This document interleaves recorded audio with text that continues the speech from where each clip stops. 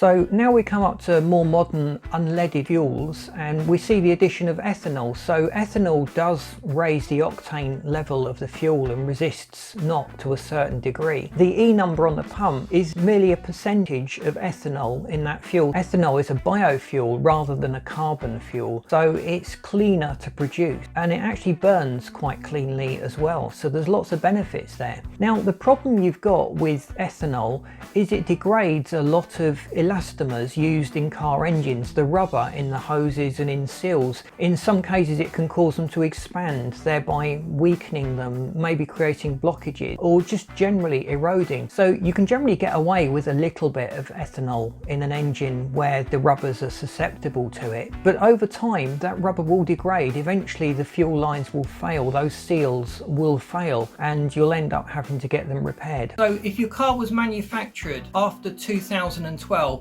you should be fine. They've been designed with these E10 fuels in mind and shouldn't have any problems at all. If your car's older than that, you'll find it might run okay on ethanol fuels, but you really should check it. And for people with much older cars, you've got a problem, it will not run. So what's the alternative? Well, you can use the super or the premium fuels because they're still going to be E5. That's going to mean you're paying out a lot more at the pump. Are these ethanol additives in the fuel actually worth it? What are they going to do to the fuel you're buying? Well, they are more environmentally friendly because they're sourced from biomaterials, but they produce less power. So you'll notice the fuel economy you get is actually reduced. You'll need to fill up more often in order to cover the same distance. Thankfully, most modern cars are made with hoses that use elastomers that are resistant to the effects and problems associated with ethanol. Manufacturers have also introduced higher ethanol content fuels. We've got E10 coming out now in a lot of countries. So what they've tried to do with ethanol fuels is add it in small quantities to standard fuels, so very little adjustment is required of the fuel injector durations and the ignition timing in the engine.